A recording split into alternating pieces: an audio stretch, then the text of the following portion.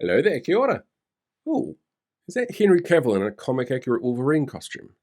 Hmm, sorry, distractions. They're actually a really common political tool used in a huge number of situations. And this week in Parliament has kind of been all about using them. Remember the other day when Winston Peters announced smaller ferries with no costings attached and a relatively flimsy timeline that hasn't really been locked down?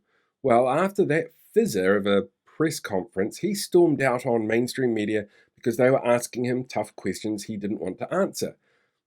To them, he went on to alternative media so he could continue attacking without pushback Green MP Benjamin Doyle and talk to his cooker fan base about anti trans sentiment and puberty blockers and every other buzzword that scares them.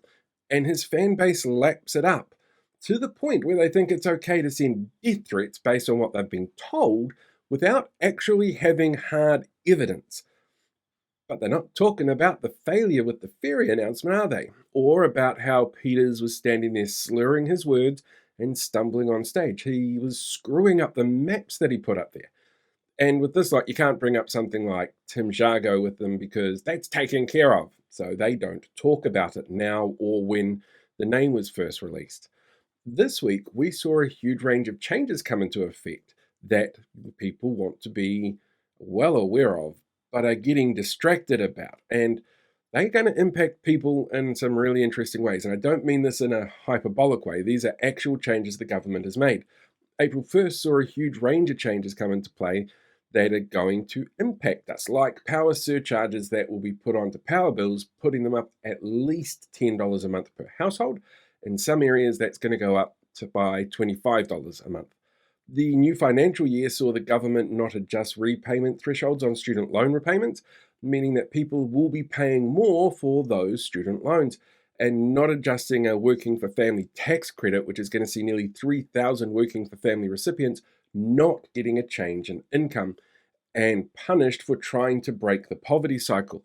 The minimum wage goes up just 35 cents, well below the rate of inflation, meaning spending power decreases in real terms for those on minimum wage. Your ACC levy that's built into your wages goes up. And so too does landlord tax deductibility, which will be going up to 100%, which is going to cost the country an extra $165 million a year for landlords. How many people do you know that have felt that downward pressure that we were told about? Doctors are now walking away from hospitals because the workloads are becoming overwhelming. So the government puts out social media content to distract us, praising that the first round of new cancer drugs that they're funding are available this week, while conveniently forgetting to mention the fact that they were pressured into doing that after forgetting to put it into the last budget. Lots of changes. And while the government spins things like the 2001 Superannuation Act guaranteed rate increase on super as they're doing, people are feeling really shitty about things. Costs are constantly rising, and people feel like they're not being heard. We get examples of that as well, like how Christopher Luxon and David Seymour shrugged off the fact that 212,000 Treaty Principles Bill submissions are not going to be entered into the official record after last year and started this year telling us that the whole reason for the extended divisive process was to make sure everyone was heard and everyone could have their say. Only clearly that's not the case. So out come some distraction techniques because people are feeling bad and they blame the government's not doing the greatest in the polls, like announcing a road cone Dobbin hotline because right-wing voters get so angry at them. Like, how dare you ensure the safety of people while putting together the work that's needed for the growth of the economy that the government keeps touting as our savior. A third of people are waiting 2 weeks to get in to see a GP. 1 in 6 people are waiting over a month. But Te Pāti Māori have the audacity to ask for enough time to prepare for seeing the Privileges Committee overperforming a haka in Parliament.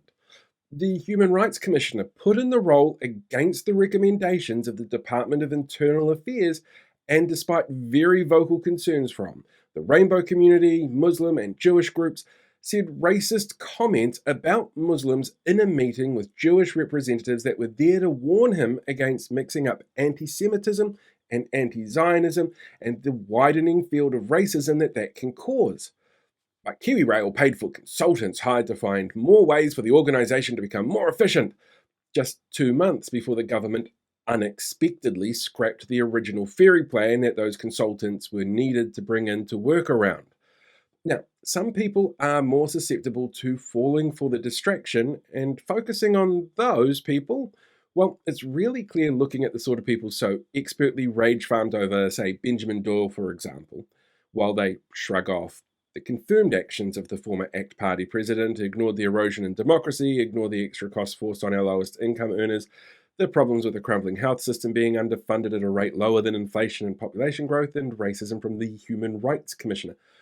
But we should always be aware of everything that's going on and putting it into focus. It's performative, like, saying a road cone Dobbin line is something that's really more important to know about and hear from the government than why hundreds of thousands of public submissions are being tossed in the shredder. But another thing that we can do, another skill that we can all look at trying to improve, is recognizing the sort of people who do fall in and promote these distractions. It's always the same names, the same useful idiots on every social media channel. And sadly, the algorithms will ensure that they keep popping up. And while their content may be harmful, disingenuous, nasty, racist, homophobic, sexist, and just plain old wrong, it can be used as a litmus test of sorts to see what the distractions are the government wants you to pay attention to. And if you're really clever, which I know most of you are, you'll be able to work out from there what it is that they're hoping you miss.